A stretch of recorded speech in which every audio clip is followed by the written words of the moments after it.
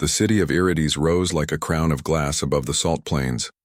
Towers shimmered with pale light, streets hummed with low music from transit rails, and colorful signs floated in the air like slow birds. In the middle of this noise and light stood a narrow junction, where a stone curb met a metal post engraved with faint runes. Shops opened to its left, a tram line curved to its right, and from morning to night footsteps never stopped. At this corner, a fox girl named Lyra stood and waited. She came at dawn on the first day, and came again the next. She always stood, with her back straight and her eyes toward the south skyway, because the south was where he said he would return. Her fur was a soft copper, her ears tipped with white, and her tail, long and warm, curled around her legs when the wind turned cold. Her clothes were simple, a pale tunic stitched by her aunt, a woven belt with 2 tiny charms, and a threadbare cloak the color of ash. She did not bring a bag or food or water at first. She did not think she would need them. The promise had sounded short then, like a breath held and released. 20 days, he had said, smiling in that human way that showed the corners of his mouth and the light in his eyes. If the route is clear, less. I'll be back, Lyra, I give you my word. Humans spoke with a different rhythm than foxfolk. Sometimes they made strange jokes. Sometimes they looked past your shoulder as if checking a horizon only they could see. But when he had said those words, Lyra felt a thread pull tight inside her chest. She had guided Daniel through the old alleys to a hidden dock. She had helped him avoid a patrol that searched the lanes that day. She had shown him how a market stall's canopy could hide a small ship signature from scanners. He had been brave, yes, but he had also listened. He had listened to her as if her advice mattered. Not everyone did that. Now, on the 20th morning, Lyra pressed a palm to the cool metal post and counted each dent with her fingers. She knew them all by heart. She could count the lines on the sidewalk stones and the spots where the morning sun cracked through the canopy and painted the curb in gold. The city sounded different each hour. At dawn, the air carried the whisper of street sweepers. At mid-morning came vendors, laughter, snippets of songs. At noon, the trams throbbed like steady drums. Evening brought low strings of lanterns and the smell of spiced broth. Night brought cold, and the lamps shivered with insects. People noticed her. It was hard not to notice a small figure who never left a corner. On the 4th day, a baker set a roll on the curb and slid it closer with the side of his shoe. Lyra shook her head, smiled, and said, "Thank you. I am not hungry." She was hungry, but hunger felt small next to a promise. On the 6th day, 2 schoolchildren came and stood a few paces away, whispering to each other and peeking at her tail. On the 8th day, a patrol officer lingered. He asked for her name and asked why she stood there. She told him. He wrote something on his glass slate and told her to be careful. "This corner is busy," he said. "Do not block the path." She nodded and moved half a step back. On the 10th day, news spread the way dust spreads, quiet but everywhere. "The fox girl who waits," someone said in a tea shop. "She waits for a human," someone replied near the tram. The words drifted across the market. By noon she heard them herself, carried by the voices of curious people. Some sounded kind, some did not. In the middle days, Lyra's body learned to wait. She learned to stand without locking her knees. She learned how to keep her tail around, her legs so that bumping passers-by did not pull her sideways. She learned to drink water only when the shadow of the 5th tower fell across the street, because that was the cool hour, and her throat would stop aching quickly. When she needed to leave for a short while, because every person must, she chose a path that moved like a circle and brought her back fast. She timed her errands by the tram chimes, 3 chimes to the public fountain, 2 to return. When her hope flickered, she rebuilt it. She remembered the day she met Daniel. Raiders had slipped into the artisan quarter, hard-faced, eyes scanning, boots loud. They hunted young foxfolk because young foxfolk were quick and clever, and often carried memory beads for their families. A bead was worth a meal. 10 beads were worth a week. Lyra had her mother's bead, and she wore it on a cord tucked under her tunic. When she saw the raiders turn down her alley, she pressed herself into a side gap between a crate and a wall. She could have run, but a small child sat on the steps at the far end, frozen like a bird in a storm. The boy's ears shook with fear. Lyra reached for him, and that was when she saw a human step into the mouth of the alley. He did not shout. He simply walked in, plain jacket, dust on his sleeves, eyes steady. He met the gaze of the first raider, tilted his head, and said, "Wrong alley. Try the east gate. Customs is slow today." His tone was bored. His posture was loose, like a man who had not a single worry. The raiders glanced at each other, confused for a heartbeat, and that heartbeat was enough. Lyra pulled the boy into the gap with her and held a finger to her lips. The raiders pushed past the human, grumbling. The human did not move until they were gone. Then he stepped back, leaned against the wall, and breathed like someone who had just finished running. When he turned his head, Lyra saw the tremor in his hand. "You act brave," she had said, climbing out, holding the little boy's hand tight. "I act," he said, smiling. "Sometimes that's what matters." He had introduced himself. Daniel Holt, chartmaker, shuttle pilot, listener of old songs. He thanked her for keeping the child safe. He thanked her again when she guided him through a maze of stalls so he could reach a small ship without drawing eyes. And just before he climbed the ramp, he paused, looked back, and promised to return. The memory warmed her like a fire on cold stone. On the 13th day, a noble woman with a bright collar and spotless boots stopped at the corner. "Creature," she said, in a voice that tried to be light and kind but still felt like a command. "Why do you wait for a human?" "Humans tell many stories. Stories can be true," Lyra said. "And yet," the woman replied, "they change them when the ending is uncomfortable." Lyra bowed her head. "If he does not come," she said, "then I will know it by seeing it. Until then, I do not know." The woman blinked at the calm answer and gave a small, stiff nod. Later, the same woman sent a servant with a wrapped dish. Lyra thanked the servant and carefully shared it with 2 street vendors she knew. The servant watched, puzzled, as if generosity should create debt. On the 15th day, a guard in green livery approached with a paper stamped with a copper seal. "Standing too long at a transit junction is a minor offense," he recited. "If you obstruct, the penalty increases." He waited for her protest. Lyra did not obstruct. She took the paper with both hands and kept it carefully folded in her cloak.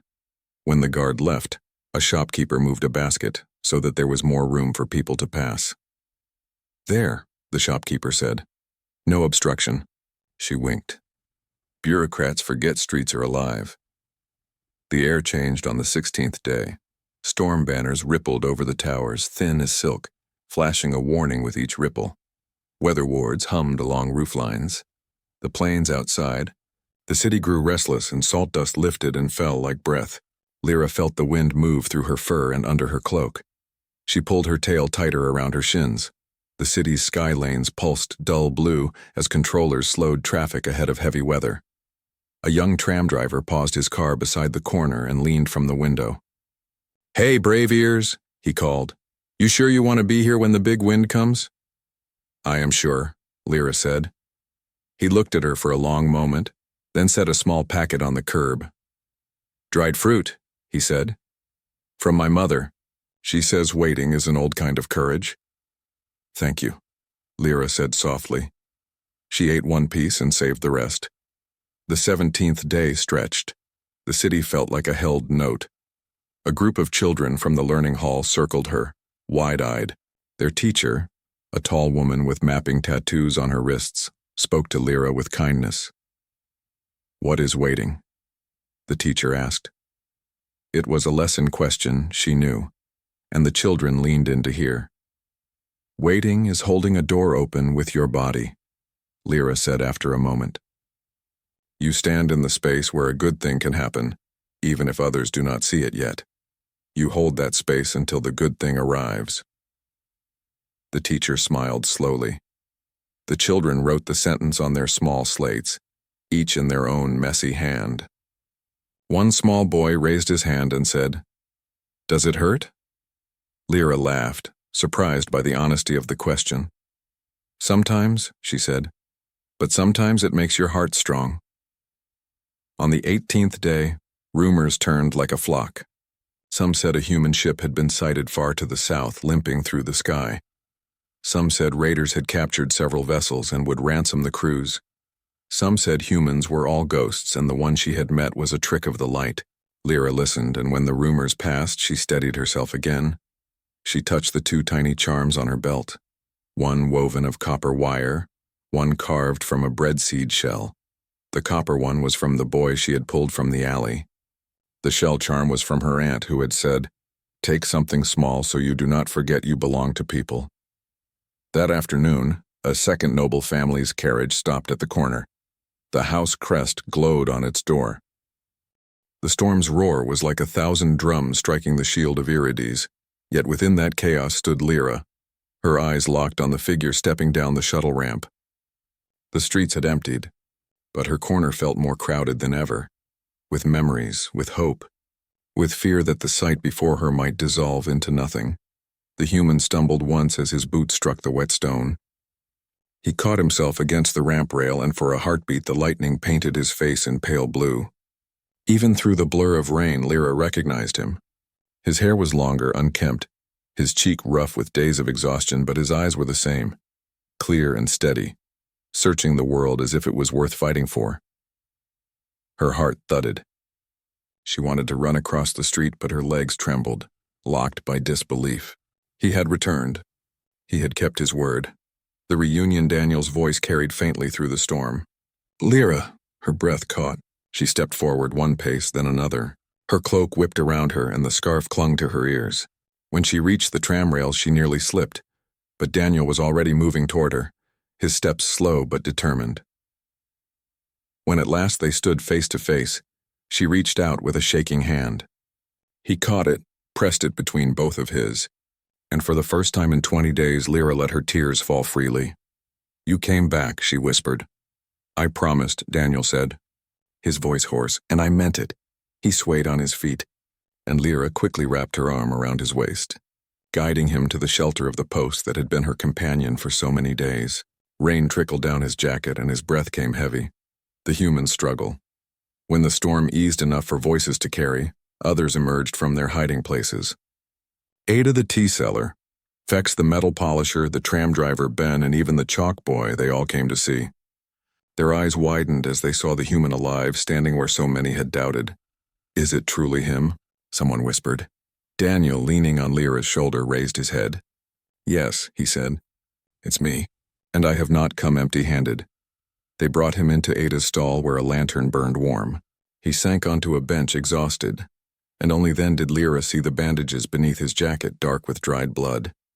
She gasped, but he raised a hand gently. "It looks worse than it is. I've had worse fights. The raiders didn't want me alive, but they wanted what I carried more." "What happened?" Lyra asked. "They caught me," Daniel admitted. "My shuttle was faster than theirs, but they had numbers. They held me, tried to take my maps, my data cores, but I had a plan and I had friends. Some of the miners owed me favors. We broke free. It took me longer than I thought, but I never forgot what I said to you." The crowd fell silent. Lyra's chest swelled with both pride and sorrow. 20 days she had stood alone, but now he was here, proving every word true. The challenge: when the city guards arrived, they expected to see a broken fugitive.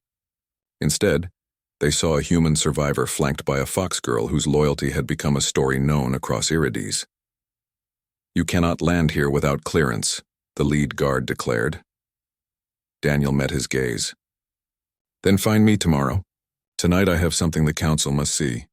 From his satchel he pulled a data core, small but glowing faintly even in the dim stall. "Proof," he said, "that the Outer Empire has been stealing Foxfolk land, marking it as uninhabited, and selling it to off-world traders. Your people are being robbed quietly, while officials turn their eyes away." Gasps filled the room. Fex muttered a curse. Ada set her cup down hard enough to spill. "You risked your life for this?" Lyra whispered. Daniel looked at her and smiled faintly.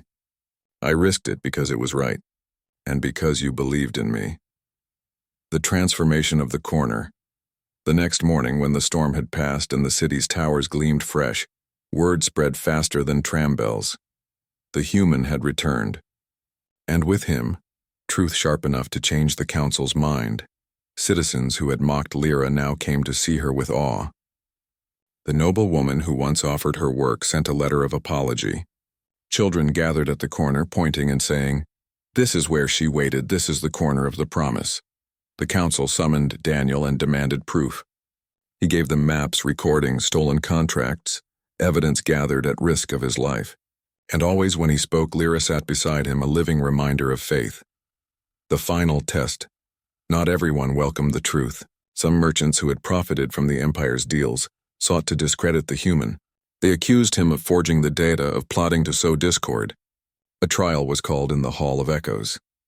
The merchants sneered when Lyra entered beside Daniel. Why should anyone trust a child who wasted 20 days on a corner? Lyra stood tall. Because a promise is not wasted. If he had not returned, you would call me a fool. But he did, and I will not be ashamed for believing. Her words carried through the hall. Even the judges fell silent. Then Daniel spoke, steady and clear, laying out every detail of the Empire's theft. His honesty, combined with Lyra's faith, was unshakable. By the trial's end, the council ruled in his favor. The merchants slunk away in shame, and new protections for Foxfolk land were drafted that very night. The legacy of loyalty days later. When peace returned to Irides, the corner where Lyra once stood was no longer empty. Citizens placed flowers there, small charms, even drawings of ships. They called it the Corner of the Promise. Daniel, still recovering from his wounds, stood beside Lyra once more at that very spot. "You gave me more than loyalty," he said softly. "You gave me reason to fight my way back." "And you gave me reason to keep standing," Lyra replied. They smiled at each other. Human and foxfolk, no longer strangers but allies whose story had bound two peoples together. Closing scene. The tram rolled past. Children pressed their noses to the glass to glimpse them, and vendors bowed their heads in respect. The once lonely fox girl was now honored as a symbol of faith. The human she trusted had not only returned but had brought justice with him. As the sun set, Daniel looked toward the horizon. "There's more work ahead. More lands to protect, more lies to uncover. Will you stand with me, Lyra?" Her tail flicked once, proud and sure. "I have already stood 20 days. I can stand forever." And with that, they walked together into the city's glowing streets. The storm behind them, the future ahead. Two figures bound by promise, proving to all that waiting, loyalty, and courage could change the fate of worlds.